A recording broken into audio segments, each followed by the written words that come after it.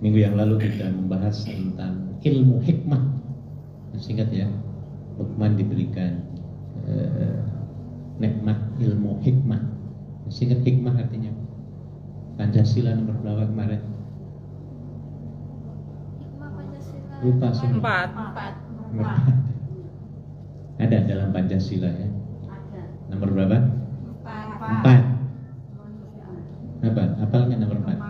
Kemanusiaan yang ada. Kemanusiaan yang berada. Kerakyatan yang dipimpin oleh hikmah. Ya, hikmah kebijaksanaan. Hikmah ya bijaksana sebenarnya. Orang yang bijaksana itu orang yang ilmunya luar biasa, luas. Dalam Al-Quran dikatakan, barang siapa yang diberikan ilmu hikmah, maka dia telah diberikan kebaikan-kebaikan yang banyak oleh Allah. Artinya apa? Hikmah itu, bijaksana itu orang yang tahu kondisi. Ya, saya ulang kembali. Ketika Nabi sedang ceramah, kayak saya begini, di hadapan para sahabat, Anda semua sahabat, ya. Tiba-tiba di depan kita nih, di sebelah situ ada orang mau masuk, nggak sempat masuk, tiba-tiba kencing di situ, atau masuk sini lah, mau ketemu saya, ya. Tiba-tiba kencing, ya. Orang yang bijaksana dia akan menyikapi indah. Tapi orang yang tidak bijaksana, mesti marah-marah ya Bu ya. Nah, maka para sahabat ketika melihat ada orang Badui kencing di masjid, mereka hampir berdiri semua, pedangnya dikeluarkan semua, mukanya merah semua, ingin menggal siapa? Nah ini ya, ini artinya orang yang seperti itu kurang bijak.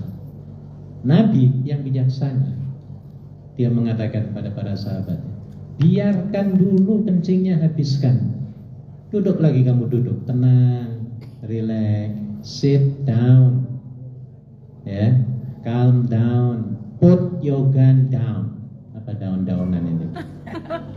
Taruh pisau. Duduk tenang, relax.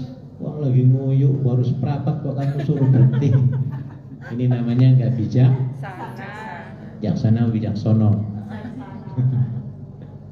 Lah ini kata Nabi, air kencing itu kan bisa dicucikan, cukup satu ember disiram di situ, selesai kan, begitu ya Bu ya? Coba kalau nggak digituin oleh Nabi, mati nggak orang itu? Mati, dipenggal. Mati Bu. Nah, tapi Nabi yang bijaksana, luar biasa, memberikan kebaikan, manfaat pada semuanya. Akhirnya orang itu, memang orang ini mau nanya Islam, tentang Islam, pengen ketemu Muhammad itu kaya apa rupanya ya Bu ya? Kayak apa orang yang dikenal di Badui sana itu ya, negeri sana. Nah, rupanya benar, orangnya baik ya. Itu yang disebut sebagai bijak. Maka kita harus bijaksana ya Bu ya, dalam menyikapi apapun. Ada orang datang marah-marah, relax Bu, Anda jangan terpengaruh, ngerti Bu? Ini namanya bijaksana. Kita punya tetangga, tiba-tiba halaman rumah tetangga itu kotor, ya, banyak sampahnya. Nggak usah marah-marah kita, nggak usah suuzon kepada siapa? Tetangga, bukan rumah kita, biarin amat. Kan gitu ya Bu ya? Kita nggak boleh intervensi urusan ke rumah tanggaan, ber-RT, ber-RW, masalah pribadi. Ada sampah, nggak ada sampah, itu bukan urusan kita. Nah, orang bijaksana dia tidak akan musik-musik, ya. Tetangga orangnya kotor lah, itu namanya nggak bijaksana ya. Coba kalau orang itu dengar, ribut apa enggak? Ribut. Yaitu bersyukurlah kepada Allah, dan barang siapa bersyukur kepada Allah, maka sesungguhnya dia bersyukur untuk dirinya sendiri. Dan barang siapa tidak bersyukur, maka sesungguhnya Allah Maha Kaya, Maha Terpuji. Nih harus yakin, ini luar biasa ajaran Islam, luar biasa, ya. Dikatakan Allah telah memberikan ilmu hikmah kepada Mas siapa namanya? Mas Luqman ya Bu ya. Sudah diberikan ilmu hikmah, kemudian ada satu perintah, ya. perintahnya anishkur lillah, supaya kamu ini selalu urip ini bersyukur kepada siapa? Pada Allah. Orang yang hidupnya selalu bersyukur bu, sehat walafiat bu hidupnya, banyak teman, murah rezeki, ya, dadanya nggak pernah nyesek. Pernah nyesek dadamu bu? Pernah apa enggak? Ngaku Pernah, saja. Pak. Nah, Jujur. orang kalau sudah dadanya nyesek duk terus ya bu ya, dan begitu badannya kejang-kejang.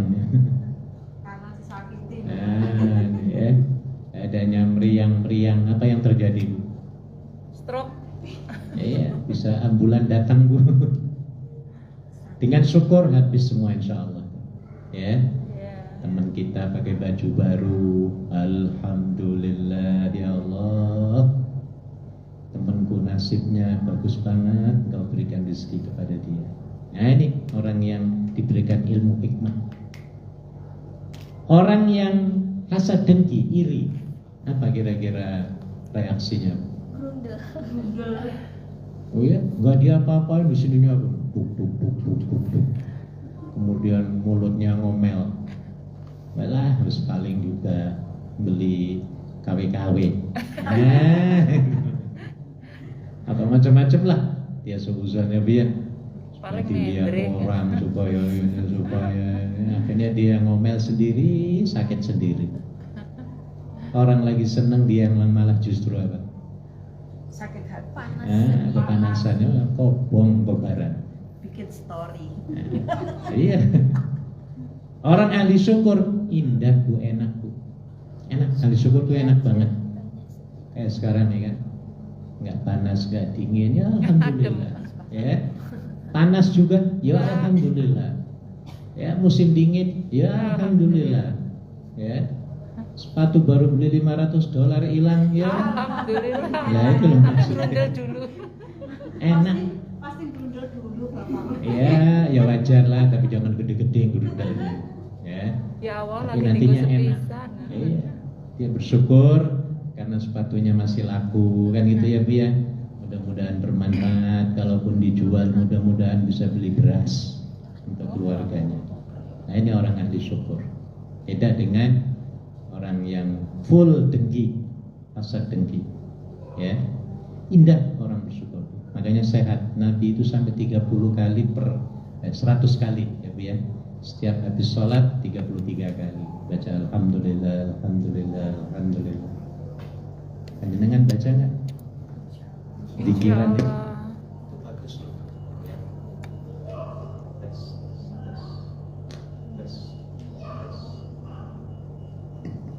Ya, gedekan sedikit Bu. Ya itu. Full kan full. Dan oke cukup. Ya, jadi orang yang selalu mengatakan alhamdulillah hidupnya akan apa? Syukur. Tenang, sehat, bahagia. Enak banget Bu, enak. Iya. Mobilnya terlambat, alhamdulillah, ya. Kemudian antrian panjang, wis alhamdulillah sajalah. Banyak zikir. Beda orang yang emosi, ego, ya Bu ya, tukang marah. Mau apa namanya? Check in di airport panjang, oh dia kesel, marah, nggak tenang, kan begitu ya Bu ya? Iya. Iya. Orang yang bersyukur dia akan berzikir di situ sambil nunggu apa? Antrian. Nah, jadi enak. Makanya orang yang ahli syukur itu badannya sehat, umurnya apa? Panjang, temennya banyak, dukungannya banyak, rezeki juga apa? Banyak mengalir. Ya, mengalir deras. Nah, ternyata orang yang bersyukur itu manfaat dan kegunaannya bukan untuk Allah. Kita kan tadi bersyukurnya kepada Allah ya, bukan untuk Allah. Allah nggak perlu dengan thank you kita ya Pia. Allah nggak perlu dengan toce kita ini, dengan arigato kita ini ya Pia. Iya. Orang Islam sak Hongkong, sak Cina nggak mengucapkan alhamdulillah, Allah miskin apa enggak? Tidak. Dan ternyata manfaat mengucapkan hamdalah dengan penuh keikhlasan keikhlasan itu kegunaannya akan kembali ke sinten niku, Bu? Diri kita. Loh, Al-Qur'annya jelas tadi. Sapa wong ingkang bersyukur, coba diterjemahkan lagi. Dan sungguh telah kami berikan hikmah kepada Luqman, yaitu bersyukurlah kepada Allah. Dan barang siapa bersyukur kepada Allah, Oke. maka sesungguhnya dia bersyukur untuk dirinya sendiri. Lah. Jadi manfaatnya kanggo sinten niku, Bu? Diri sendiri. Ya kan bersyukur itu. Ya. Jadi lebih sering kita bersyukur, manfaat, keistimewaan, keuntungannya itu akan melimpah-limpah kepada kita. Itu, Bu. Kan ada orang yang pintar ngaji, tiba-tiba ada orang yang baca Quran lebih hebat dari dia. Wah, panas. Ada enggak, Bu? Enggak mau disahingkek ya, Bu ya. Enggak mau dibanding kayak. Enggak mau disahing-sahingkek. Wah, panas dia.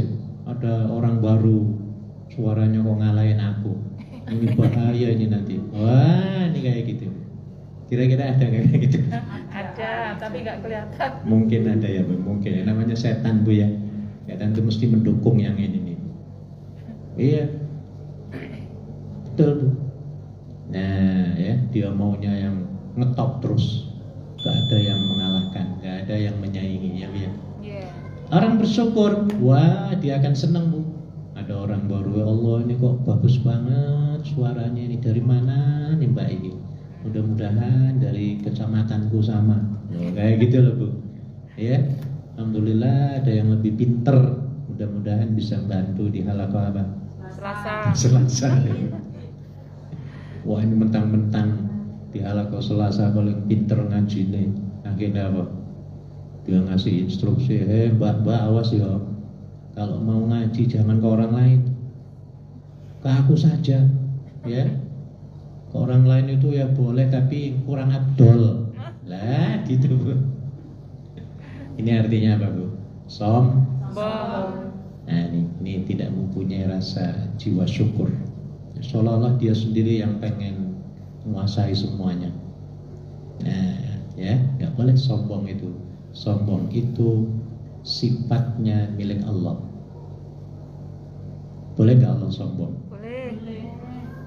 Boleh nggak Allah mengatakan ini nih Hongkong ini milik aku? Boleh. Tapi kalau panjenengan yang ngomong, awas lu, Hongkong ini aku punya, jangan Boleh. masuk ke wilayah ini. Di penjara apa nggak, Bu? Penjara. Nah, ini, ya.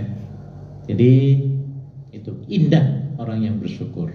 Ya, sering-sering ibu-ibu ketika jalan zikir alhamdulillah, alhamdulillah, tiba-tiba kesandung, pong. Alhamdulillah. Ayo, Bu. Beda dengan orang yang tidak connect dengan Allah ketika kesandung. Ayo, mulutnya ngomong apa kira-kiranya? Asem. Wis mulutnya apa-apa, monyong-monyong ya, Bu ya. Tangannya pengen ngemplang, kakinya pengen nendang, ya. Mulutnya jerit-jerit, yang kesandung kaki, yang teriak apa? Mulut ya, Bu ya. Nah, jadi syukur itu kebaikan manfaatnya akan kembali kepada siapa? Diri kita sendiri. Sebaliknya waman kafara, ayatnya tadi. Lan sapa wong ingkang ingkar, kafara itu ingkar nikmat, enggak mau ngucapin toce Allah, tocele pada manusia ya, Bu ya. Apa kata Allah? Fa innallaha ghaniyun. Sudah ghaniyun, hamidun lagi. Ya. Orang enggak mau toce-toce kepadaku, kata Allah, ya. Aku ini wis sugih, kata siapa? Kata Allah, aku enggak perlu dengan tocemu. Dengan apa lagi? Suwunmu, ya, Bu ya. Dengan puji-pujianmu. Ngerti maksudnya, Bu ya? Artinya apa? Kalaupun Allah tidak disyukuri oleh hambanya, ya, kekayaan Allah, kekuasaan Allah, kemahamuliaan Allah, ya, tidak tergeser sedikit pun oleh ketidaktocehan hambanya ini. Setuju, Bu? Allah tetap Allah. Allah akan selalu kaya raya, ya.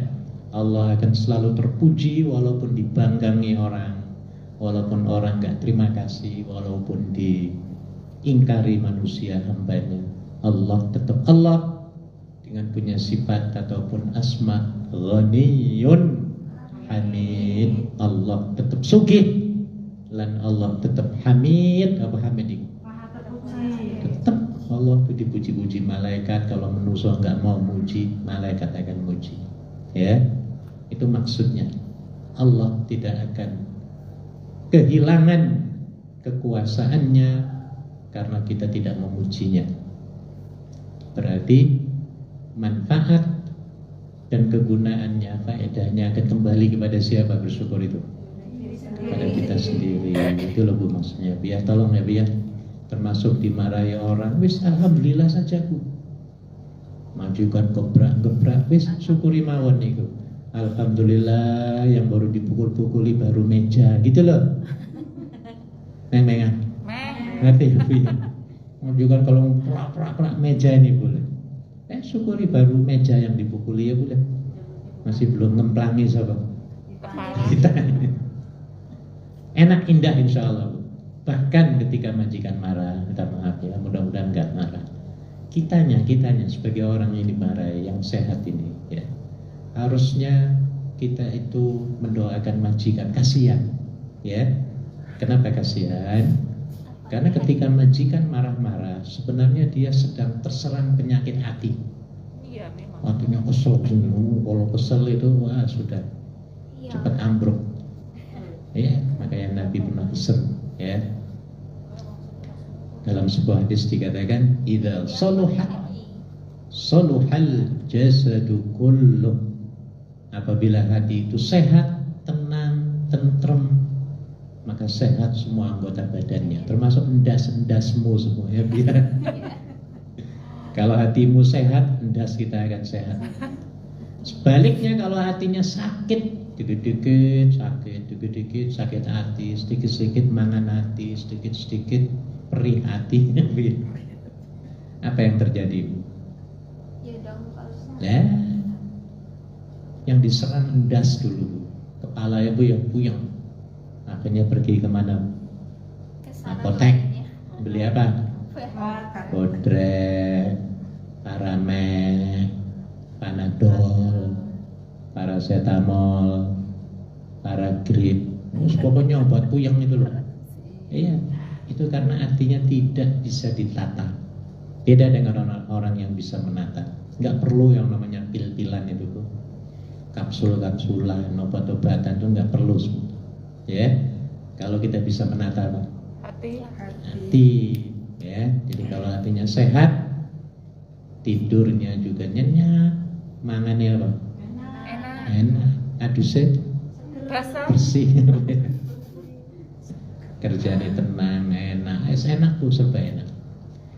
Lah di sini dilanjutkan nasihat Allah ya kepada Luqman.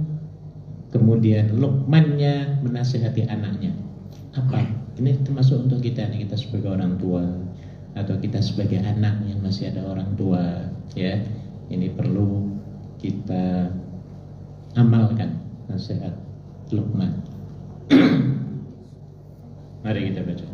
A'udzu billahi minasy syaithanir rajim. A'udzu billahi minasy syaithanir rajim. Bismillahirrahmanirrahim. Bismillahirrahmanirrahim. Wa idh qala Luqmanu libnihi Wa idh qala Luqmanu libnihi wa huwa ya'idhu wa huwa ya'idhu ya bunayya la tusyrik billah ya bunayya la tusyrik billah inna syirka la zulmun azim. inna syirka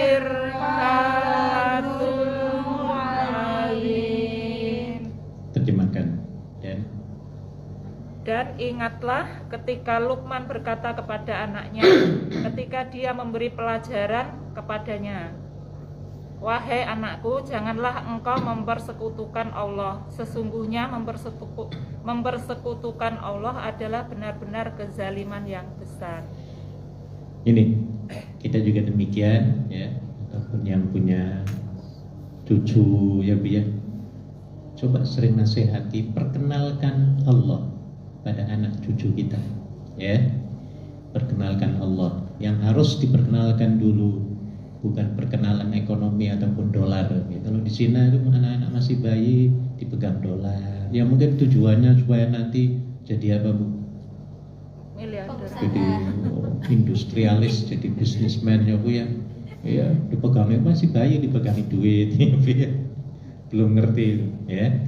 Nah, ya itu boleh, tapi dalam Islam ya, yang pertama kali harus diperkenalkan bukan dolar yuannya, tetapi penciptanya, yaitu siapa? Allah Subhanahu wa taala ya. Ketika masih di kandungan diperkenalkan dengan Al-Qur'an, ibunya baca Al-Qur'an ya Bu ya. Pernah panjenengan dulu waktu hamil? Yang pernah hamil baca apa dulu Bu? Yusuf terus. Maryam sama apa ya? Ya boleh, apapun lah ya. Karena itu anak sedang mendengarkan kalamullah ya. Nasihat-nasihat dari ibunya langsung lagi diajari ya. Ya, terus banyak berzikir ibunya ya. Ketika dia melahirkan atau anak itu lahir, diperkenalkan lagi dengan Allah. Ketika baru oek-oek, telinga kanannya diadani, Allahu Akbar, Allahu Akbar, azan. Ini namanya memperkenalkan siapa? Allah ya. Memperkenalkan Rasulnya. Asyhadu an la ilaha illallah, asyhadu anna Muhammadan Rasulullah. Nah ini jadi wajib perlu kita memperkenalkan tauhid dulu kepada anak cucu kita ya, sebelum dia kenal hal-hal yang lain ataupun mendengar hal-hal yang lain. Kemudian komatnya di kuping apa?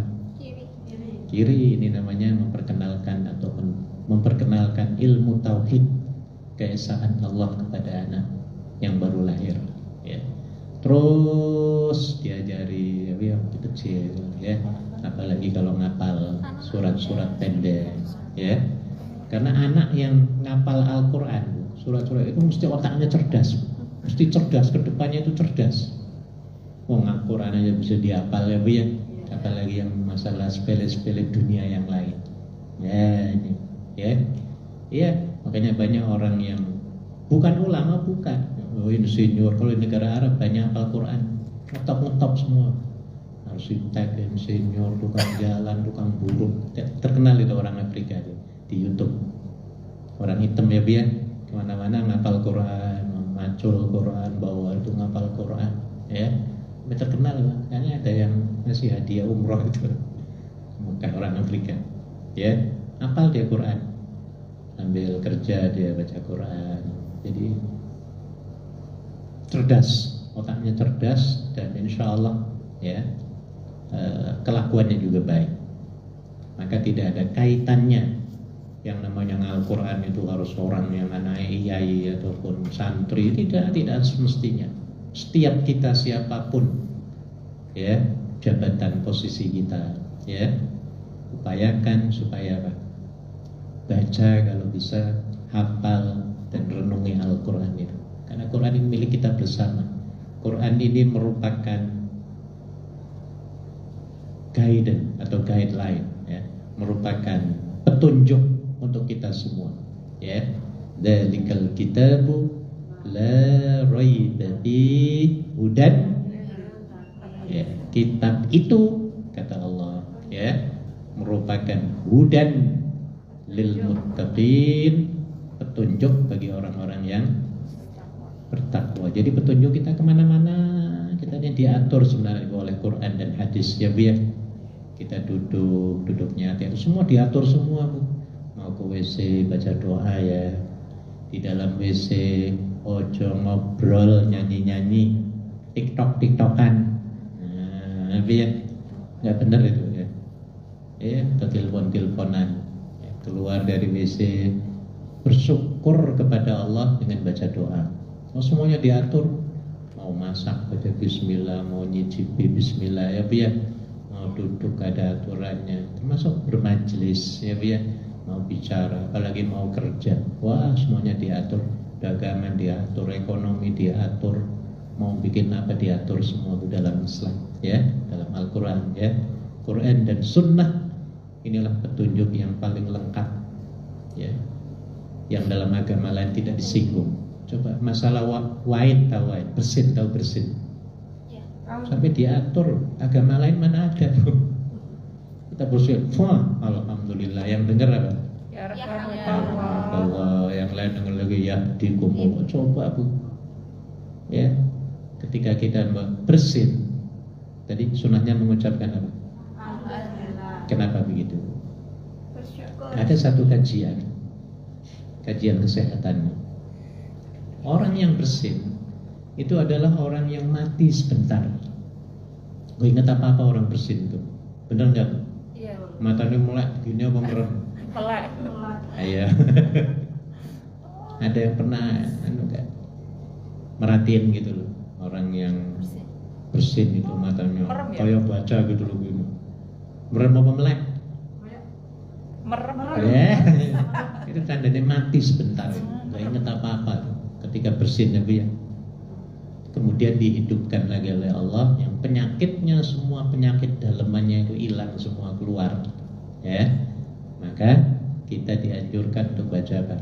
Alhamdulillah. Beda dengan kalau orang yang bukan muslim. Ayo apa orang Cina di sini kalau bersin ngomongnya apa? Haciu. Mbok mar haciu. Yang dengar pada lari semua, kabur semua, itu takut covid gitu. Nah, dalam Islam ya memang hati-hati, makanya harus ditutup mulut, itu Islam itu ya. Ketika menguap tutupan itu ada hadisnya, apalagi ini wain ya Bu ya. Semuanya diatur, mau diatur semua mau kawin diatur ya Bu ya. Iya, kehidupan keluarga semuanya diatur itu ya. Sampai mau berhubungan suami istri diatur, setelah diatur, diatur semua. Hamil diatur, punya anak diatur, lahir diatur, nyapih semuanya diatur semuanya. Tujuannya apa di situ? Supaya hidup kita teratur, ya, nggak ada berantem, ya, sikut-sikutan, tusuk-tusukan, iri-irian dan lain sebagainya, ya. Karena Quran itu adalah hudan lil petunjuk, hudan itu hidayah, petunjuk.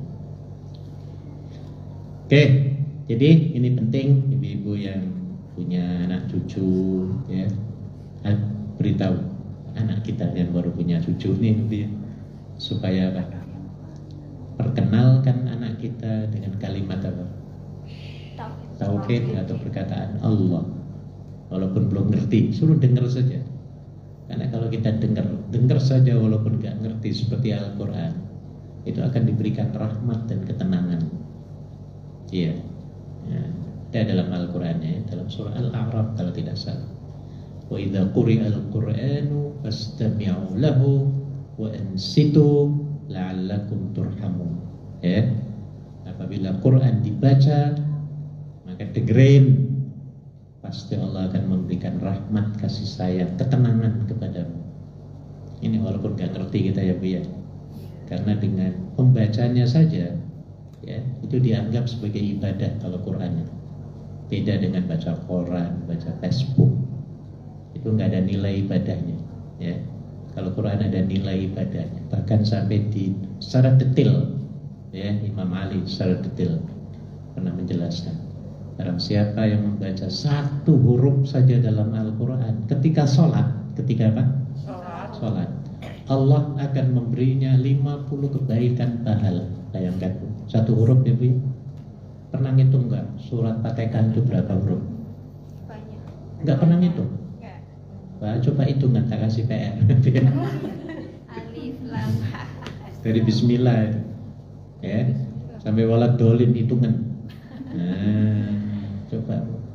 Iya, makanya dengan ilmu ini ya, kita kita tahu ilmu, kita harus semangat baca Quran, terutama dalam sholat. Jangan bacanya surat langganan terus dari mulai penjajahan Belanda sampai merdeka sekarang ini. Benar Bu?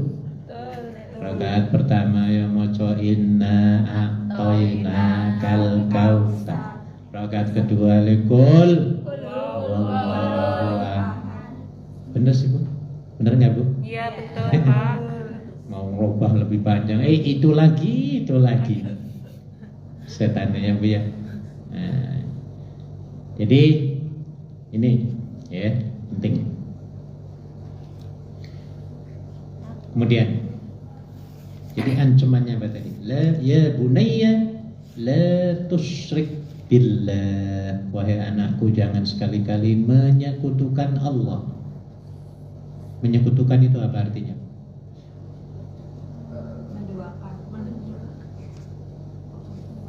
Menyembah yang lain.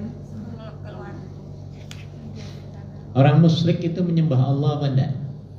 Enggak. Menyembah tapi kan tidak percaya. Tidak percaya. Ya bisa jadi menyembah, tapi dia punya sembahan lain. Ya. Kalau hari Jumat dia ke masjid, hari Minggunya kemana? Gereja. Berarti Tuhannya ada berapa? 2. Allah disembah, Yesus juga disembah. Lah ini maksudnya menyekutu, atau dalam bahasa Inggrisnya membuatnya partner. Nah, berarti ada 2 ya Bia, ataupun 3, 4, pokoknya lebih dari 1 ya.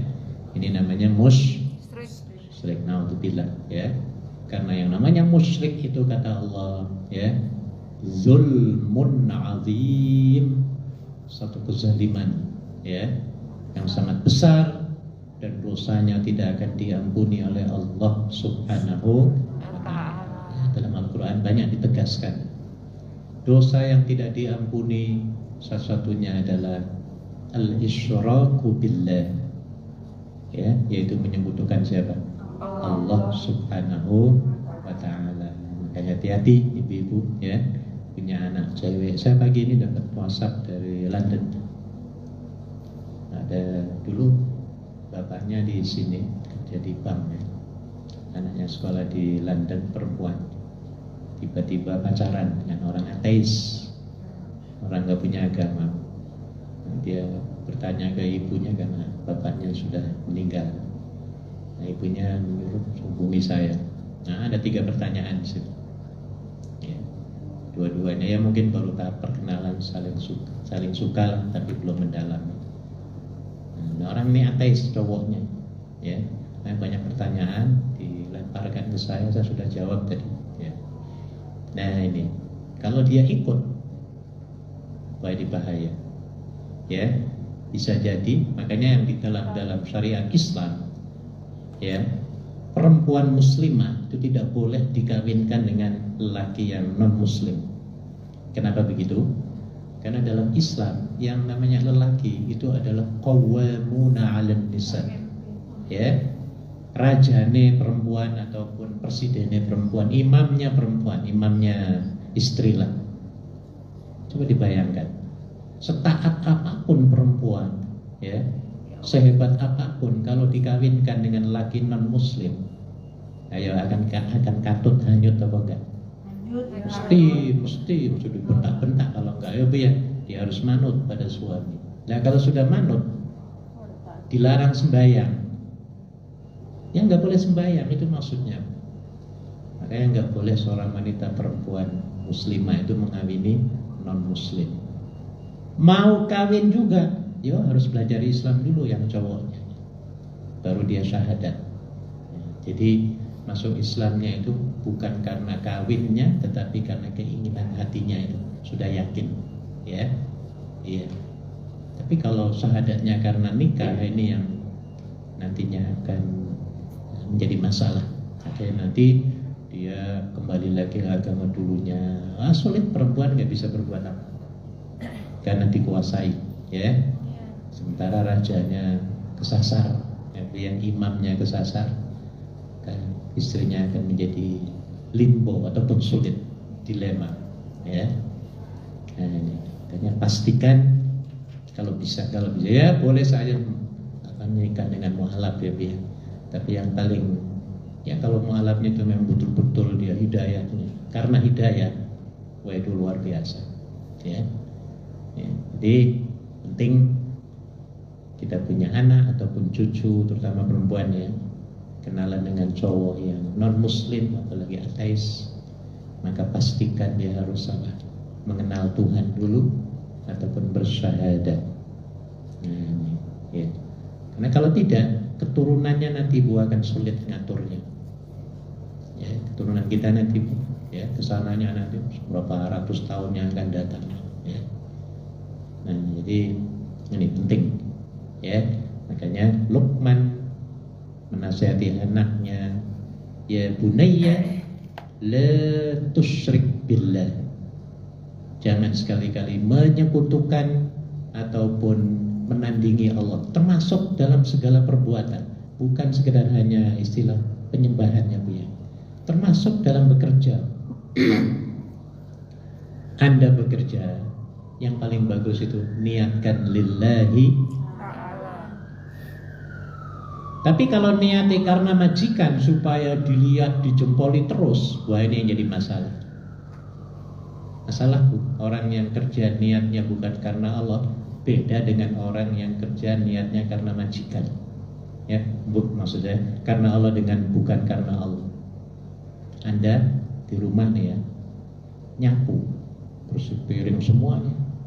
Tapi dasarnya itu karena tanggung jawab, aku dilihatin Tuhan terus sesuai kontrak. Kalau aku menyalahi kontrak ini dosa ini gede gitu loh Bu. Ya, maka aku harus bekerja sesuai dengan ini karenamu ya Allah. Ya, walaupun gak ada CCTV, majikan layahan 2 bulan. Ya, perjanjiannya rumah harus disapu 2 kali. Ayo nyapunya pirang kali Bu? 2 bulan loh majikan di luar negeri, gak ada orang. Kalau Anda kerjanya karena majikan, wes sembuh jadi rojo aja Bu ya. Yang nggak nyapu, yang nggak apa, yang sembuh. Dia petang-petang kayak raja di rumah, kayak majikan jadi bos. Yang seperti ini kerjanya karena siapa? Karena Allah apa karena majikan? Majikan. Ini. Tapi kalau karena Allah, ada majikan, nggak ada majikan, ada CCTV, nggak ada CCTV, dilihatin, nggak dilihatin, wis Allah maha hebat, Allah maha melihat, Allah lebih hebat dari itu CCTV itu. Ya, ini Bu, ngerti maksudnya Bu ya? Maka orang yang kerjanya karena Allah, ya, insya Allah tidak akan berpotensi stres. Sebaliknya kalau kerjanya karena manusia bukan karena Allah, ya, dia akan merasa stres. Gak ada majikannya, dia rileks, tiba-tiba datang majikannya, piring belum dibasuh, sampah belum diangkat, ya, rumah berantakan, tiba-tiba datang mendadak. What will happen? Apa yang akan terjadi Bu? Jungkir balik Mbak. Ini Bu, yang mengah. Nah ini Bu. Makanya enak, karena Allah itu enak Bu. Ya. Nah, sampai Nabi menyatakan sendiri, orang yang selalu pamer kerjanya, kalau nggak ada majikan nggak kerja, ada majikan pura-pura apa? Kerja keras. Lihat lagi majikan udah keluar, rileks lagi ya biar. Ini disebut sebagai syirik kecil, ya, ataupun dalam bahasa populernya disebut sebagai riya. Pernah dengar riya ya? Riya ya biar. Apa riya itu artinya? Pamer. Berarti nggak boleh pameran dong kita kalau mau jualan. Bukan gitu. Istilahnya apa ya? Apa riya? Cari muka dan cari sendal. Riya ingin dilihat manusia, bukan ingin dilihat Allah, itu maksudnya. Ya, terjadi kerja itu. Ya, kerja. Kalau ada majikan, dilihat majikan, tangannya dua-duanya, kakinya dua-duanya kerja semua ya Bu ya. Majikan gak ada saja udah keluar, dia apa? Main HP. Ngopi, rileks. Lah ini karena ingin dilihat siapa? manusia majikan. Ini termasuk asyirkul asghar, syirik kecil kata Nabi. Ini kata Nabi, ya aku sangat khawatir sekali dengan umatmu, kasihan maksudnya ya, kan dosanya itu. Ketika ditanya apa itu ya Rasulullah, Nabi menjawab asyirkul asghar, syirik kecil, yaitu ar-riya, bentuk riya, kerjanya bukan karena aku tetapi karena manusia. Nah, maka ibu harus mulai sekarang ya biar niatkan lillah. Basuh piring, nyuci apapun, ini adalah perintah Allah dan Rasulnya. Kata Nabi, an-nadhafatu minal iman. Apa artinya? Kebersihan bagian dari iman. Berarti yang nyuruh bersih-bersih nyuci piring, nyapu rumah itu sapa? Nabi. Allah banyak. Sampai ada bab dalam buku fikih, ada bab an-najasah, bab najis, bab toharoh, bab mandi, bab wudu, semuanya kebersihan semua ini. Iya. Kebersihan Islam itu luar biasa loh. Iya, makanya orang Islam itu bersih jiwa raganya, kakinya bersih 5 kali minimum ya Bu ya, dicuci, tangannya bersih, mukanya bersih, ya hatinya juga insya Allah Bapak. Insya Allah ya Bu ya. Jangan luarnya saja, luar dalam harus bersih. Ini ya. Jadi inna syirka la zulmun azim. Baru satu ayat nih Bu. Wah, ini ayat berikutnya bagus ini tentang kewanitaan, tentang keibuan. Tolong terjemahkan ayat berikutnya Bu.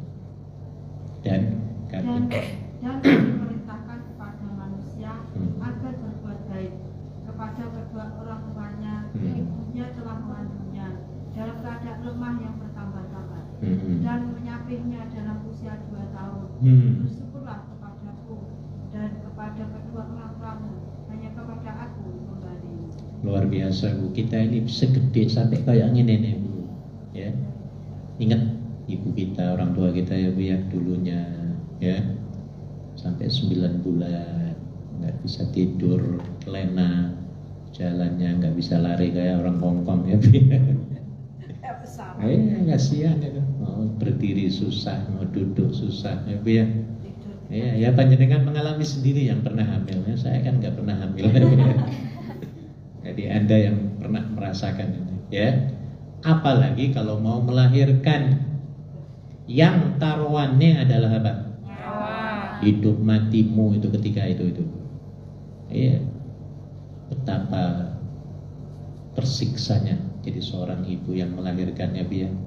Nah ini makanya pesannya Luqman tadi ya, atau Allah pesan kepada manusia terhadap kedua orang tuanya ya, yang telah letih dan lelah gendong kita selama berapa bulan? 9 bulan. Dan dulu menyapinya itu 2 tahun.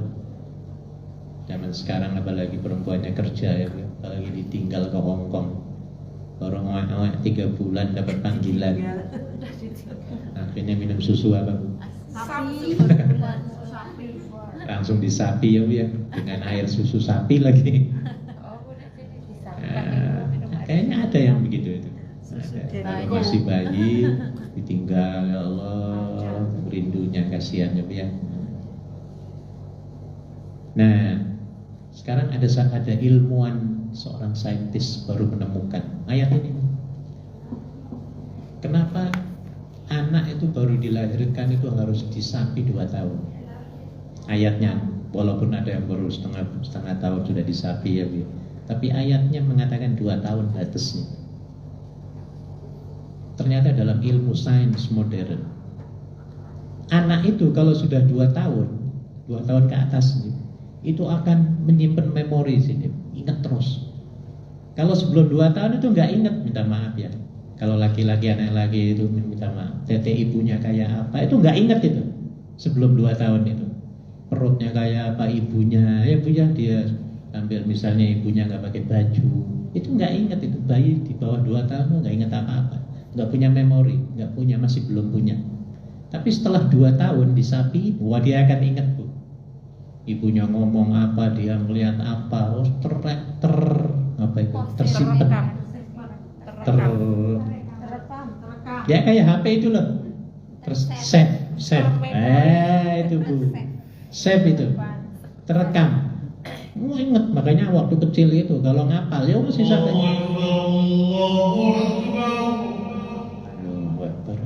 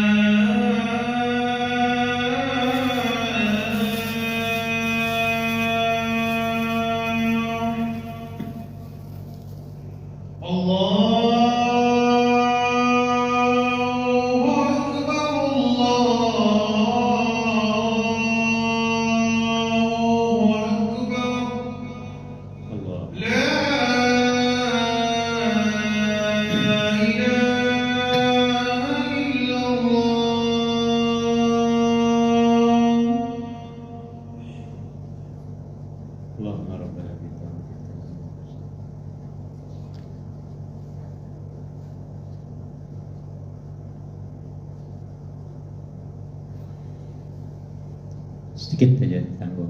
Jadi saya mengatakan apa? Anak sapi 2 tahun ya Bu ya. Wah ini baru ditemukan oleh saintis modern Barat. Padahal Islam sudah mengatakan 1500 tahun yang lalu. Hebat Quran Ibu. Walaupun Nabi dulu nggak pernah kuliah ya Bu ya. Iya, semuanya bisa dibuktikan dengan ilmu pengetahuan termodern sekarang dengan alat-alat modern semuanya. Ya, maka dikatakan sebagai kitab itu 12 jam lebih itu, ya, maka itu tadi sel-sel yang kelaparan akan menerkam sel-sel yang apa? Yang mati. Ada lagi baru-baru ini, ya, belum di publish sebelumnya, ya. Puasa ini seolah-olah mengistirahatkan otot-otot usus-usus yang kerjanya 24 jam per hari biasa. Sampai disamakan orang yang kerja keras selama 12 jam, 24 jam katakannya Bu ya. Kerja terus dari mulai kecil sampai besar lah. Kira-kira orang ini cepat mati, cepat sakit apa enggak? Iya. Kerja terus Bu. Jadi mesti harus ada apanya? Jeda. Istirahat. Maka usus-usus kita yang mencerna makanan ini juga harus istirahat. Anda punya mobil baru beli, digeber 24 jam per hari, 30 hari per bulan, ya cepat rusak apa enggak? Iya. Tahu digeber? Dijalankan Ngerti terus, digeber ya? Enggak. Digeber nih bahasa Betawi, saya kadang-kadang ngomong Betawi. Saya hidup di Betawi dulu. Ya, digeber, dijor-joran. Nah kalau jor ngerti ya Jawa ya? Jor-joran.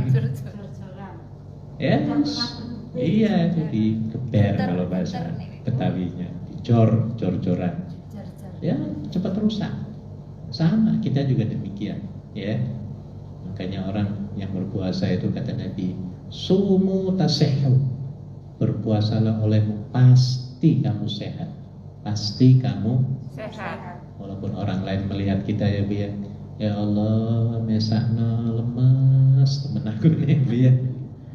Lapar, letih, lesu, lelah. Padahal dia orang paling kuat sebenarnya kita ini ya Bu ya. Ya. Coba kalau orang ini suruh puasa 3 jam, jangan usah 1 hari lah. Kuat apa enggak Bu? Lah, berarti mereka lemah ya Bu ya. Siapa yang hebat? Ini Bu ya.